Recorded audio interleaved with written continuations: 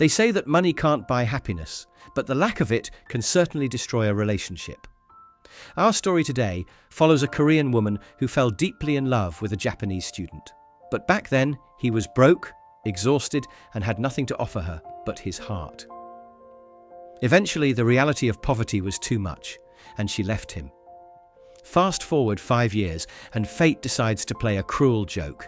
He returns not just as a successful man, but as a best-selling author who wrote a famous novel, specifically about their breakup. Let's start the story. The movie begins with a woman named Benny. On a cold, rainy night, she looks completely heartbroken. She's writing a letter to someone she loves while looking back on her past memories. The story then flashes back to 2019. Benny decides to move from Korea to Japan. She keeps it a secret from her parents, knowing her mother would never allow it, but living in Japan has always been her dream. When Benny finally arrives at the airport, she is completely alone. Struggling with so much luggage, she accidentally drops her bags, spilling her things everywhere. Suddenly, a man rushes over to help her. His name is Jungo, a guy with an innocent and kind look. He helps her without asking for anything in return. Jungo seems very attentive, likely noticing that she is a newcomer from Korea with no one else to turn to. Just then, Benny's friend Jihei, who lives in Japan, shows up. They share a big hug. Seeing Benny alone with a guy, Jihei assumes he must be her boyfriend. Benny quickly clears up the misunderstanding, explaining that he is just a kind stranger who helped her with her bags. Benny then asks Jungo to take a photo of her and Jihei. At that moment, Benny starts to feel a sense of admiration for Jungo, impressed by how kind and friendly he is to someone he just met. They part ways right after that, without exchanging numbers or asking for any personal info. Later that night, Benny opens up to Jihei. She admits she left for Japan without telling her parents because she knew they'd never let her go. But this has been her dream for ages. Jihei doesn't mind. She's just thrilled to have her best friend living with her abroad. Before bed, Benny is scrolling through her gallery and realizes she accidentally snapped a photo of Jungo. She can't get him out of her head. But since she doesn't have his contact info, it feels like meeting him again is pretty much impossible. The next day, fate teases them. Jungo spots Benny from inside a bus, and she sees him too.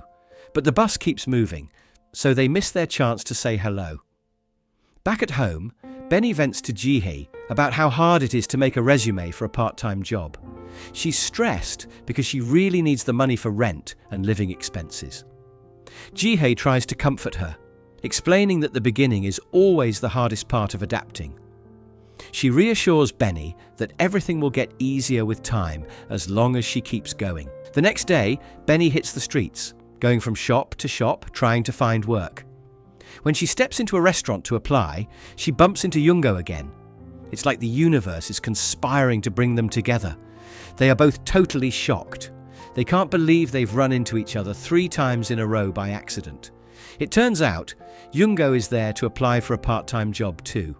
The owner says he only needs one person, so now they have to compete for the spot. They start by sharing their sob stories, hoping to gain some sympathy. Jungo explains he's been supporting himself for a long time and needs money for tuition. Benny explains she just arrived from Korea and desperately needs cash for living expenses and her expensive rent. Then they show off their skills. Jungo brags about his experience as a waiter, promising speed and good service. Benny points out that she speaks Korean, which is a huge plus since the restaurant gets a lot of Korean customers. The owner feels bad for both of them and can't decide, so he gives them a challenge, a 1-day trial run. He'll pick the winner at the end of the shift. They work hard from morning till evening. Suddenly, a customer gets incredibly rude and racist toward Benny, saying a Korean has no business working in Japan. Jungo isn't having it. He steps in to defend her, causing a scene with the customer. The furious customer storms out, leaving the atmosphere tense. That night, the owner makes his choice. Benny gets the job. Jungo apologizes for the chaos, but the owner assures him it's fine and that standing up for her was the right thing to do. So, Benny is set to start work the next day. Back home, Benny tells Ji-hee everything, especially how Jung-go acted like a hero when she was being insulted. Ji-hee immediately thinks it's super romantic. 3 accidental meetings plus a heroic rescue? It's like a movie script. She asks Benny why they don't just start dating already. The next day at work, Benny spots Jung-go again. It turns out he found a job at a food truck right across the street. Benny keeps stealing glances at him while working. Her co-workers and the owner notice her crush and decide to play matchmaker, sending her over to the food truck to buy lunch just to get them talking. Benny goes over awkwardly and they chat again, with Jung-go looking shy too. From then on, the restaurant owner keeps finding excuses to push them together. こんにちは。こんにちは。エプロンがお似合いですね。ありがとうございます。頭の手ぬぐい似合ってますね。ありがとうございます。ありがとうございます。 After work, they meet at the cleaning area since they're both the newbies in the neighborhood. Jung-go playfully teases her by splashing water on her. But in the middle of this sweet moment, Benny's phone rings. It's her mum. She figured out Benny ran away to Japan and explodes, screaming, "Are you crazy? You ran away to Japan. You should be working at a corporate company after graduation. You're going to regret this." Benny loses her patience. She snaps back, telling her mum that she didn't just run away to Japan, she ran away from her, because she never tries to understand what Benny actually wants. With that, she hangs up the phone. Seeing her distress, Jung-go immediately walks over to Benny. He doesn't ask a single question. He simply stands by her side, offering his silent support amidst the falling rain. To cheer her up, he suggests they get out of there and go for a drink together. They end up drinking and opening up about their personal lives. Afterward, they head to an arcade to try and win a doll from a claw machine. As the night goes on, Benny gets pretty drunk.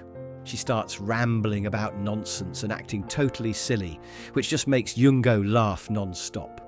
They eventually say goodnight, marking the end of a truly special day. The next morning, Benny tells Ji-hee everything.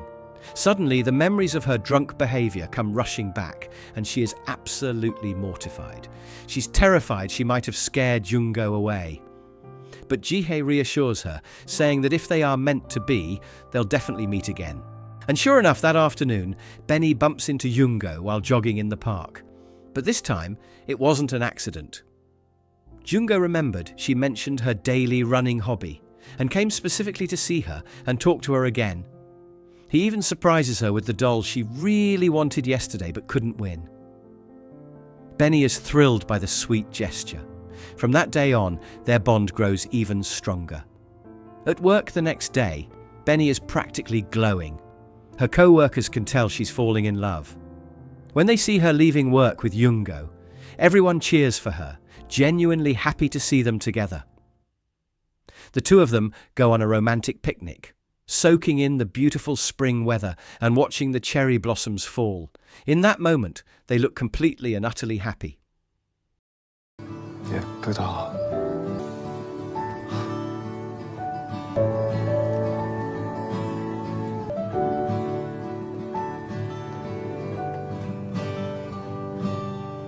The movie then jumps back to the present day, 5 years later. As usual, Benny is out for a run. But something about her has changed. She looks like she's lost her spark, living without passion, and seemingly without any real love in her life. She is back in Korea now, working a corporate job. She even has a new boyfriend named Song-min. He's a doctor who has been in love with her for ages, even before she left for Japan, and he treats her incredibly well. During her mum's birthday dinner, it's clear her parents adore Song-min too. Benny's dad, who works as a translator, asks her for a favour. He's busy the next day but has a client, a Japanese author, who needs a translator. He asks Benny to fill in for him. The next day, Benny heads to the airport to pick up the author. But the moment she sees his face, she freezes. A wave of memories she tried so hard to bury comes crashing back. Both the beautiful ones and the painful ones she never wanted to remember. It's Jung-go.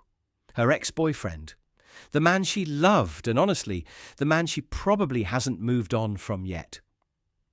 The story then flashes back to the past, to the day Benny decided to leave Yoongo and return to Korea. They had been dating for a few months, but Yoongo was constantly working to make ends meet. Benny felt like he was too focused on work and convinced herself that he didn't love her anymore. She left him a letter saying she was going home. When Yoongo read it, he was stunned. He wanted to run after her and stop her, but it was already too late. She was gone. And that was how they parted ways. こと私が暮らすここには存在しなかった。私は私がいるべき場所に戻るね。今すぐにここを離れないと一生純子を恨みそうで。最後にお願いがあるの。私の荷物を下の住所に送ってください。Back in the present, even though they are face to face, they pretend to be total strangers. Jungo desperately wants to apologize, but he holds back. Benny is acting so professional, strictly sticking to her role as his translator, that he doesn't dare to cross the line. After dropping him at the hotel, they head to a photo shoot for his book promotion. The atmosphere is thick with awkwardness. It gets even worse when the photographer asks Benny to fix Jungo's rumpled shirt. That simple touch triggers a flood of memories for Benny. Flashes of their beautiful past together. And Jungo feels it too. The story then shifts back to the early days of their romance. Jungo tried so hard to win her over. Even though he hated running, he forced himself to run every single day just to be with her. Day by day, their connection deepened, eventually leading them to take the leap and move in together. These were the golden days of their romance, a time of pure bliss. They shared everything, their stories, their laughter, and their lives. It felt as though the rest of the world had faded away, leaving only the two of them in their own private universe. One night, Yoongo whisked Benny away to a beautiful, unexpected dinner. There, he introduced her to his father. His dad was instantly captivated by Benny's radiant beauty, even joking that a guy like Jungo didn't deserve a woman this stunning. But he also offered a heartfelt endorsement. While Jungo might look a bit scruffy and unpolished on the outside, his work ethic was unmatched. He worked from dawn till dusk with relentless dedication, telling Benny she should be grateful to have a partner so committed. On the way home, Benny asked about the wicked witch his father had jokingly mentioned. Jungo explained it was his ex-girlfriend, the one who had shattered his heart. She had dumped him because he was too emotionally walled off. He simply couldn't express his feelings. Jungo admitted this flaw to Benny. He confessed that spoken words failed him. He preferred writing, as it was the only way he could truly bare his soul. The narrative snaps back to the present. Jungo is now in the spotlight, being interviewed about his best-selling novel, with Benny sitting beside him as his translator. The journalist opens with a question about the cultural divide between Korea and Japan, specifically regarding goodbyes. Jungo explains that while Koreans are accustomed to formal farewells, the Japanese don't really have a specific culture for saying goodbye. They simply part ways. This answer strikes a raw nerve for Benny. It instantly transports her back to the silence of their breakup. She remembers how Jungo never said a single word of goodbye to her. Even when she handed him that letter and walked away, he just stood there, frozen in silence. Desperate to stop the flood of painful memories, Benny suppresses her emotions and abruptly steers the interview back on track, demanding the journalist focus solely on the novel. The journalist presses on, asking about the novel's specific setting. Why Kyoto? Does this city hold a secret meaning for him? The mere mention of Kyoto instantly transports Jungo back to the past, to a beautiful memory shared with Benny.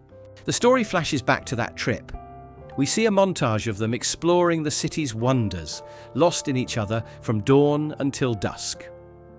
That night, Benny remembers that her father has an old friend in Kyoto named Ms. Han, and she drags Jungo along to find her. When Benny introduces herself, Ms. Han is stunned into silence, yet she quickly welcomes them into her home with open arms.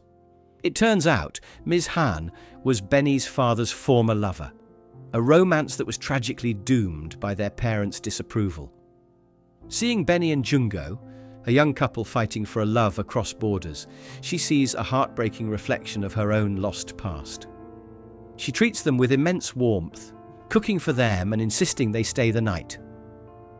Before drifting off to sleep, Benny whispers her deepest fear to Jungo. She is terrified their story will end in tragedy, just like her father's. But Jungo holds her tight, reassuring her. He promises that they will be together until the very end, vowing that one day they will definitely get married. The narrative cuts sharply back to the present. The journalist digs deeper, asking the question everyone wants to know. Is the heroine in the novel based on a real person? And if she is, does he still love her? Jungo answers with devastating honesty. She is real. We parted ways 5 years ago. He pauses, then admits the truth to the entire room. He still loves her. He has never forgotten her, not for a single second. He confesses that for the last 5 years, he has lived in constant regret, tormented by why he didn't reach out to her sooner. Hearing this public confession, Benny is shattered. Unable to contain the flood of emotions, she abruptly excuses herself, bringing the interview to a screeching halt. She rushes to her car, desperate to escape. But on her way home, Jungo, determined not to let her slip away again, sprints after her car. He physically blocks her path and recklessly jumps into the passenger seat. Before Jungo can utter a word, Benny speaks first.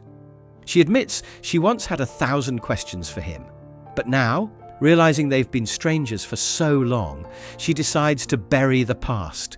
She tells him that if he has something to say, he should say it now. Jungo is paralyzed.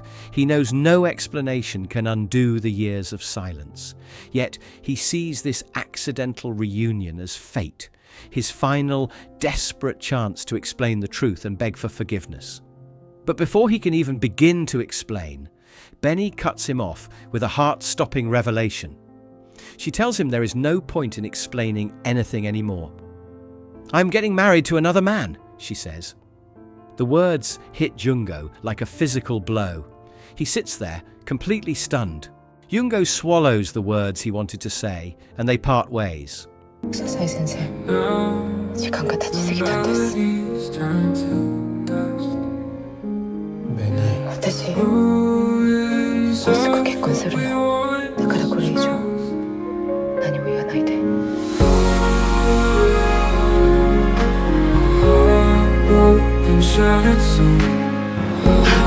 こんにちは。こんにちは。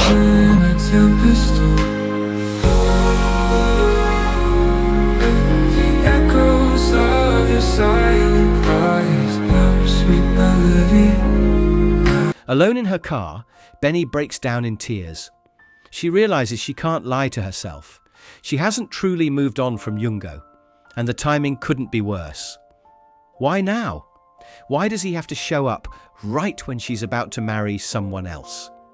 When she gets home, her younger sibling recommends a novel, saying the story feels eerily similar to Benny's life. Benny opens it and realizes it was written by Jungo. Reading it reopens all her old wounds. The questions she buried start haunting her again. Why didn't he ever come after her? Why didn't he stop her from leaving? She remembers the overwhelming sadness she felt on that flight back to Korea. Back then, it was Song Min who was there to pick up the pieces. He met her at the airport, sensing her heartbreak, but never prying for details. He even helped care for her sick father. His patience and genuine kindness eventually melted her heart, convincing her that he was the one who could make her happy and help her forget the past. Haunted by the flood of memories, Benny tries to escape the only way she knows how. She runs. She hits the pavement, pushing her body to the limit, but she cannot outrun the truth. The ghost of Jungo has returned, and his presence lingers in her mind, tormenting her. She tries to steal her heart, repeating the mantra that he belongs to the past, that he is nothing to her now. She has a new life and a man she loves who is far more important to her future. Meanwhile, Yoongo continues his book tour, but the light has gone out of his eyes. He looks around and realizes with a sinking heart that his translator has been replaced. Benny is gone. Desperate, he keeps asking the staff where the previous translator went, begging to see her again, but his questions are met with frustrating silence. Then, he crosses paths with Kana Kobayashi, his Japanese publisher. But she is far more than just a colleague. It is revealed that Kana is the infamous wicked witch Jungo once told Benny about, his ex-girlfriend. We learn how they found their way back into each other's lives. Years ago, right after Benny left him for Korea, Jungo was spiraling. He spent his nights drowning his sorrows in alcohol, visibly broken.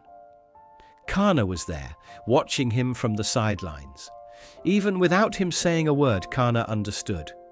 Having dated him for so long, she knew how paralyzed he was when it came to expressing emotions. She saw right through his silence. She knew he was desperate to get Benny back, but didn't know how to bridge the gap. So, putting her own feelings aside, she gave him the push he needed. She advised him, if you still love her, just pick up the phone and tell her everything. Back in the present, Kana claims she came to Korea just to look after her star author. But it feels like an excuse. Perhaps she still loves him and regrets letting him go. She invites him to dinner, trying to reconnect. Elsewhere, Benny and Songmin are at a wedding dress fitting. Seeing herself in the gown, Benny tears up. It's a mix of emotions. She feels beautiful, but she also feels a deep sadness. The dress triggers a memory of walking past a bridal shop with Jungo years ago, promising they'd marry one day. Jungo's look of admiration in that memory feels so real, but Benny snaps out of it.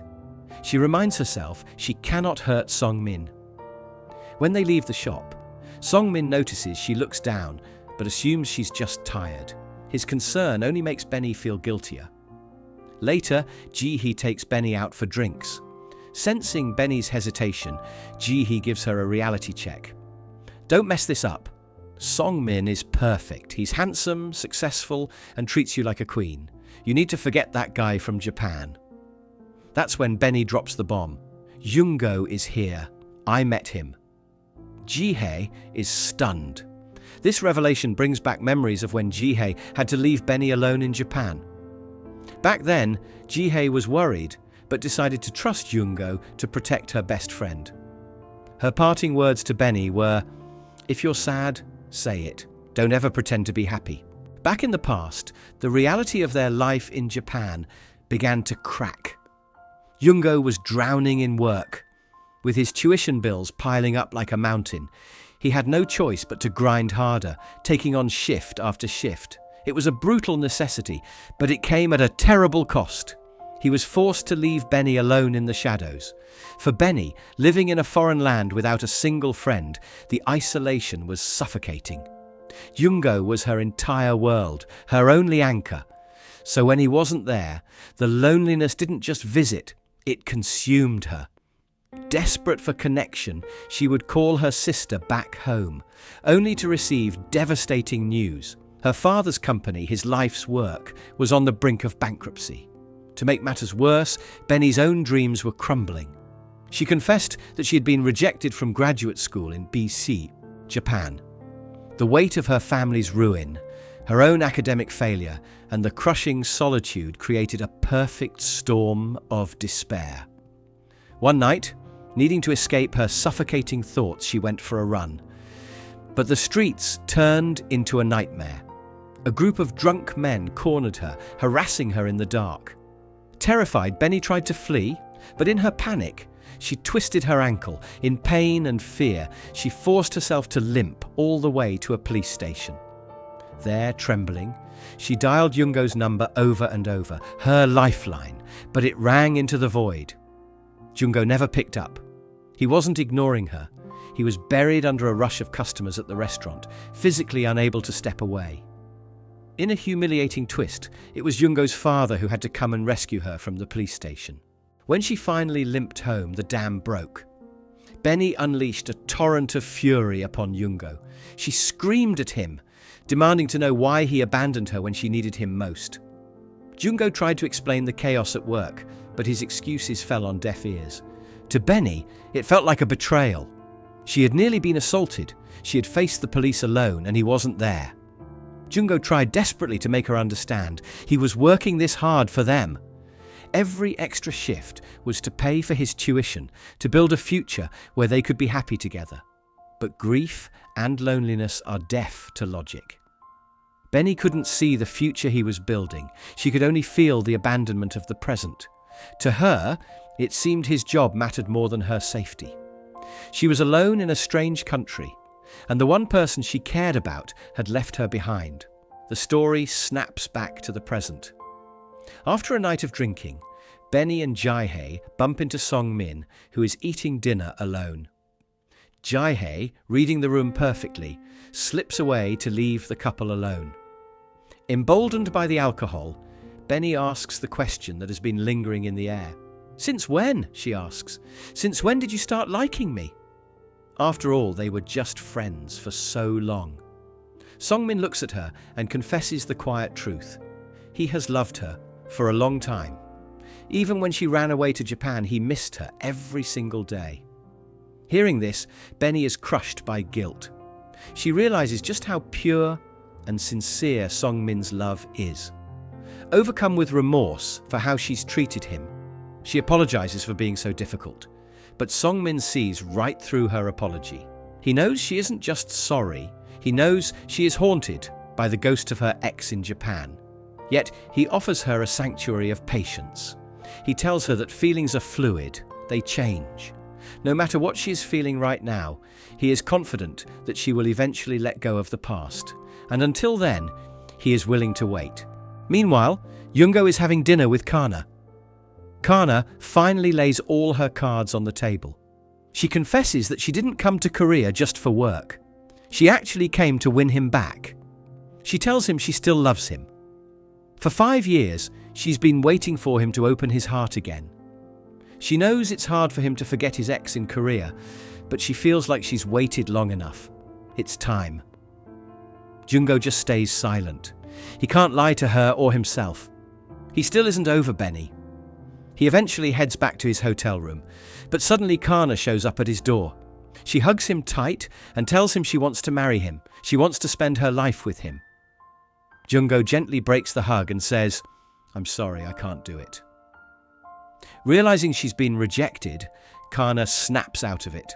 She apologizes for crossing the line, blaming the alcohol for her lack of control. The next morning, Kana calls Jungo with good news. She set up a meeting with a VIP who can help boost his novel's sales, but Jungo blows it off. He lies, saying he isn't feeling well and just wants to rest today, especially since the official book launch isn't until tomorrow.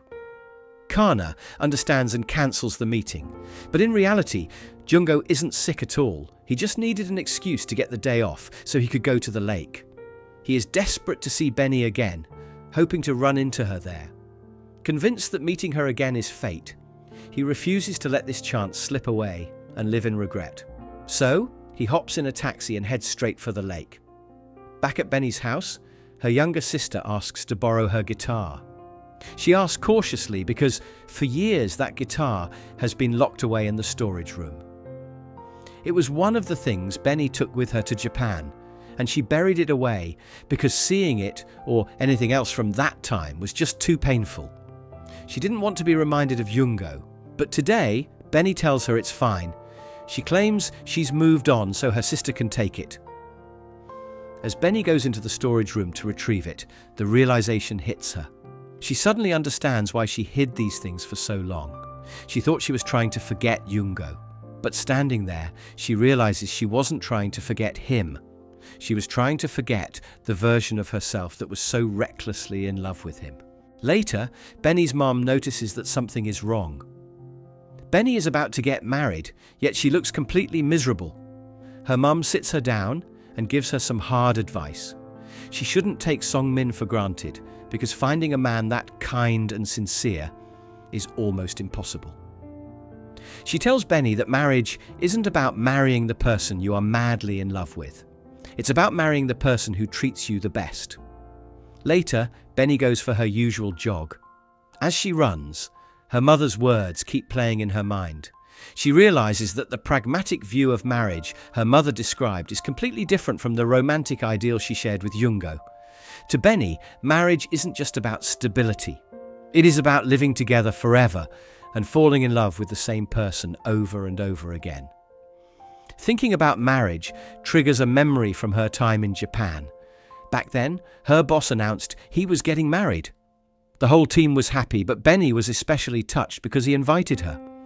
In Japan, getting a wedding invite is a huge honor. It means you are considered family.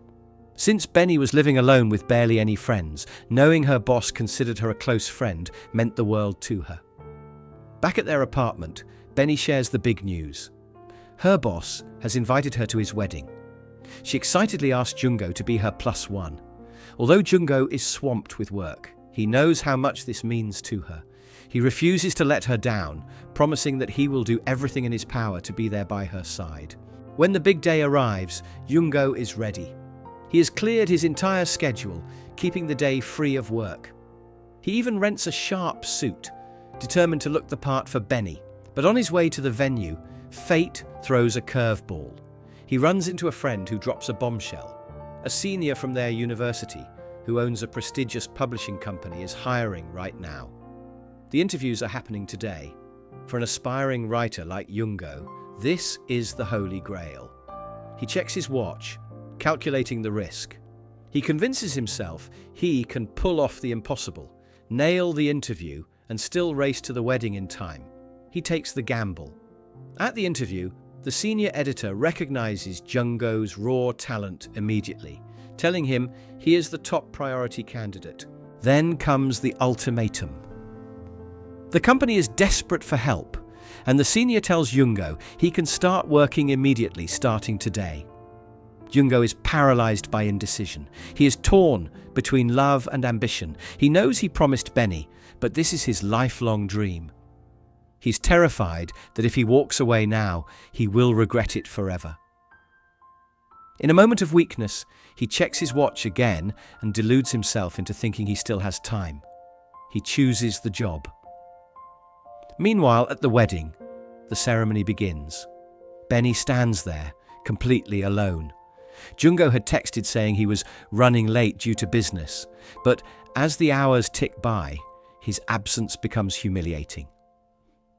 As the guest of honor, Benny is asked to sing a celebratory song. She stands up and sings, her voice filling the room, but inside she is crushed, sad, angry, and feeling deeply embarrassed in front of her boss after promising her boyfriend would be there. Jungo finally arrives under the cover of night, but it is a tragic sight. The venue is empty, the wedding is over, and everyone has gone home. He returns to their apartment, his heart heavy with guilt, struggling to find the words to explain his betrayal. That night, the tension explodes into a bitter argument. To Benny, this is yet another broken promise, proof that Jungo will always choose his career over her. Jungo tries desperately to defend himself, pleading that he couldn't pass up his dream job, but the damage is done. They are speaking two different languages of pain, neither able to understand the other, leaving a massive rift in their relationship. The story snaps back to the present. Just as Jungo had hoped, fate intervenes. He finds Benny running by the lake, but this time he is completely struck silent. He doesn't even have the courage to say a word to her. He just stands there watching her, and she stares right back. She's been trying so hard to forget him, but seeing him standing there just messes with her head all over again. Back home, while cleaning a scrape from her run, she keeps asking herself how to get over him. She wants to move on so badly, but it feels impossible. That night, she even talks to her dog about it. She asks, "I'm usually so forgetful about everything else, so why is it that I just can't seem to forget him?" Just then, Benny's brother walks in and tells her a letter has arrived for her from Japan. He asks, "Are you really not going to read it?" He knows she's feeling conflicted, but he warns her, If she ignores this letter now, she might regret it for the rest of her life.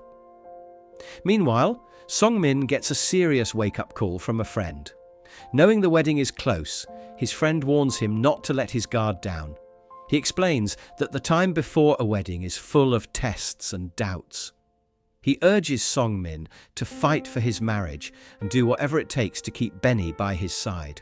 At the office, Benny is still trying to get Jungo out of her head when her staff asks what gift they should prepare for the Japanese author Jungo, since his birthday is tomorrow. That question instantly triggers a memory. Benny remembers celebrating Jungo's birthday back in the day. He had taken her to his dad's house, where she learned that Jungo was raised by his grandmother after his mother left. Jungo mentioned that he and his grandmother used to love Mont Blanc cake. Hearing that, Benny had immediately rushed out to buy him one. Flash forward to the present. Jungo is at his book launch, signing autographs for a crowd of fans. But he doesn't care about the attention. He is scanning the room for only one person. He's waiting for Benny.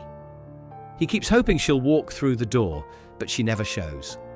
Eventually, he gives up, accepting that she must have truly moved on and doesn't have feelings for him anymore. Suddenly, a man steps up to the autograph table. It's Song-min. He looks at Jungo and asks, "Do you know a woman named Benny?" Jungo has no idea who this guy is, but he admits that he knows her. Song-min asks to speak with him privately. Remembering his friend's advice to fight for his relationship, Song-min gets straight to the point. He introduces himself as Benny's fiancé and firmly asks Jungo to stay away from her because they are getting married soon. Jungo understands and agrees to back off, but he asks Song-min for one promise. "Promise me you will never make her feel lonely." He wants to make sure Song-min doesn't repeat the same mistake he made back in Japan. For Song-min, that's an easy promise to keep, since he has always been right by her side. After his conversation with Song-min, Jungo is left alone with his regrets. He realizes he took Benny for granted back then. He thinks back to the days before their breakup. He had actually noticed something was wrong. Benny was running more and more every day, not for fitness, but to run away from her sadness. Their communication had totally broken down. He wanted to ask her what was wrong, but he was too scared to bring it up. It all stemmed from his childhood trauma. He used to watch his mother pester his father with questions about his feelings, which always led to screaming matches and eventually their divorce. Because of that, Jungo grew up believing that staying silent was safer than talking about emotions. So, even as an adult, he chose to keep his mouth shut rather than risk a fight, never realizing that his silence was hurting Benny even more. After reflecting on this, Jungo heads off to a dinner meeting with the owner of the Japanese publishing house. Meanwhile, Benny remembers her brother's warning. She finally gathers the courage to open the letter from Jungo that she's been ignoring for so long. In the letter, Jungo pours his heart out. He writes that ever since she left, his heart has felt frozen. He apologizes for making her feel so lonely and regrets not being there for her during her time in Japan. But he also writes that he won't just drown in regret. He promises to focus on the one thing that matters, writing his story. He believed that if he poured everything into this novel, it would somehow, someday, lead him back to her. 僕はどうしてベニーの寂しさにもっと気づいてあげられなかったんだろう。どうして僕は君を一人にした多くの時間を僕らは一緒だったと思い込んでたんだろうか。 Song-min kembali. Back at the hospital, Song-min gets some huge news. His senior tells him he's been awarded a scholarship to continue his medical studies in the United States. Normally, this would be a dream come true, a massive achievement for his career. But Song-min isn't celebrating. He is torn. Going to the US means leaving Benny behind, and he just looked Jungo in the eye and promised he would never let Benny feel lonely again. So, instead of accepting it right away, he tells his senior he needs time. He has to discuss it with his future wife first. Meanwhile, Jungo arrives at the publishing office. It turns out the company is actually owned by Benny's father. Benny happens to be there too, and she starts questioning the universe again. If they aren't meant to be together, why does fate keep throwing them into the same room? This time, Benny tries to avoid him by hiding. She's still not ready to face him. While Jungo is signing books, he spots a small toy on a desk. He freezes. It's the exact toy he gave Benny back when they first started flirting. It clicks. Benny works here. Later, Benny's dad invites her to join the dinner with Jungo. At first, she refuses, but after thinking about it, she tells herself that if she has truly moved on, a simple dinner shouldn't matter. So to prove it to herself, she decides to go. At the dinner, the staff surprises Jungo with a birthday gift. To his shock, it's a Mont Blanc cake, his absolute favourite. He tells them how much he loves it, and a staff member replies, "It was Benny's idea." Jungo is stunned. After all this time, she still remembers the little things. Then, a fan of his novel asks a burning question. Do the man and woman in the book get a happy ending? That question sends Jungo's mind straight back to the breakup. Back then, their communication had crumbled. Benny was completely isolated in Japan, feeling tired and alone. One night, her sister called her, sobbing. She broke the news that their father's company had gone bankrupt, and the family was in deep trouble. Benny was terrified. She needed someone to talk to, so she called Jungo. But once again, he was swamped at work and didn't pick up. Jungo came home late that night, exhausted from a brutal shift. Benny didn't explain the family crisis. She just lashed out at him for ignoring her. Jungo, running on fumes, got angry right back. They started arguing. All Benny wanted was an apology, some acknowledgement of her loneliness. But seeing his defensive reaction, she felt like he didn't love her anymore. That was the breaking point. She broke up with him right then and there and decided to return to Korea.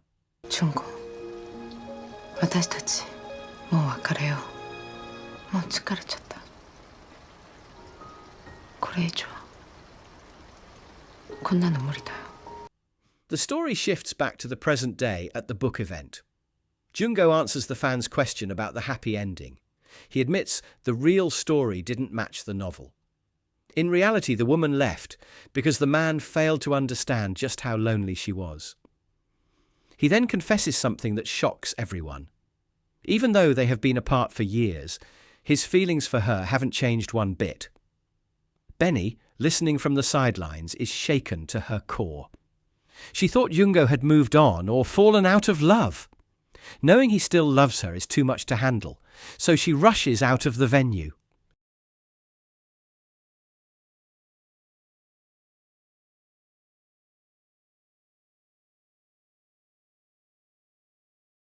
Later, she has dinner with Song-min. Sensing he might lose her, Song-min decides to propose. He promises her, right then and there, that he will never let her feel lonely again. But instead of tears of joy, Benny cries, tears of sadness. She feels an immense guilt because she knows how good and sincere Song-min is, but she can't lie to him.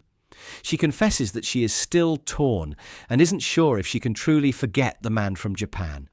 Song-min is heartbroken. He starts wondering, what if he had confessed his feelings earlier, before she went to Japan, would things be different now? Would Jungo still be haunting her thoughts? 민준아, 내가 그 사람보다 너랑 먼저 연애를 하고 있었다고 해도, 이미 너랑 결혼을 해서 아이를 셋쯤 낳았다고 해도 그 사람이 왔으면 나는 또 이렇게 가슴이 내려앉았을 거야. 미안해 민준아, 나 먼저 일어날게. Benny is left more confused than ever. Finally, she decides she needs closure. She has to meet Jungo one last time to settle her heart. She heads to Jungo's hotel with flowers in hand. Meanwhile, inside the room, Kana and Jungo are drinking. Kana finally accepts the truth. Jungo never loved her again. His heart belongs entirely to Benny. She decides to let him go so he can be with the woman he actually loves. But just as Benny arrives, she sees Jungo and Kana together. Misunderstanding the situation and thinking they are a couple, Benny panics and runs away. Jungo tries to chase after her, but he's too late. It's a tragic miss. Benny had wanted to apologize for leaving him without an explanation years ago, and to thank him for teaching her what love is. Jungo, on the other hand, wanted to apologize for calling her selfish, and for never noticing her crippling loneliness. He spends the rest of the night searching for her, but she is gone. The next morning at breakfast, Kana apologizes to Jungo. She realizes she caused the misunderstanding. She urges him to be honest and tell Benny how he really feels, wishing him happiness, even if it's not with her. At the office, Benny skips Jungo's final interview, claiming she has work outside. Jungo arrives and is disappointed she isn't there. During the interview, he is asked the question that matches his book title, What Comes After Love? Jungo answers, regret. He explains that most people only realize the true value of love after it's over, which is why the more you loved someone, the deeper the regret. Before leaving that night, Jungo manages to get Benny's number. But before he can call, Benny calls him first. She spent the whole day reading his novel and feels she needs to say a proper goodbye. Jungo begs to see her. He immediately clears up the misunderstanding, explaining that Kana is just a colleague, not his girlfriend. They agree to meet. When they finally face each other, Jungo pours out his regrets. He apologizes for not understanding her loneliness and explains that his novel was born from that remorse. すごく後悔したんだ。ベニの寂しさに真剣に向き合えなかった自分が情けなくて、だからただひたすら書いただけなんだ。 But Benny shakes her head. She tells him there is nothing to regret. Reading the novel made her realize she was at fault too for not communicating. She tells him they shouldn't look back with regret, but rather be grateful that they shared such a beautiful memory. She thanks him for loving her. In that moment, Jungo desperately wants to ask her to get back together, but he stops himself. He remembers Song Min and assumes Benny is happily engaged to a better man. Little does he know, Benny rejected Song Min's proposal yesterday. Unaware of this crucial fact, Jungo stays silent, believing their story truly ends here. They share one final heartbreaking hug goodbye. ベニ、幸せになってね。必ず。 준거もね. 자. As Benny drives away, she breaks down, sobbing alone in her car, forced to walk away from the man she still loves. The next day, just as Jungo is heading to the airport to fly home, the hotel receptionist stops him. She tells him he received a delivery yesterday. It's a bouquet of flowers from Benny, along with a birthday note. This changes everything. Jungo realizes that if she sent these, she might still have feelings for him after all. Kana's advice echoes in his head. Be honest about your feelings. He knows he can't leave like this. So he drops everything and runs to find her. He finds Benny in her usual spot, out for a jog. This time, Jungo doesn't hold back. He pours his heart out, telling her that he still loves her and simply cannot live without her. Benny looks at him and admits she feels the exact same way.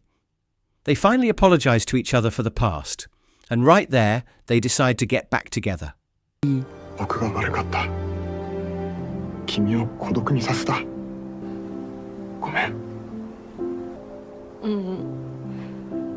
私たちが悪かったの。私もごめん。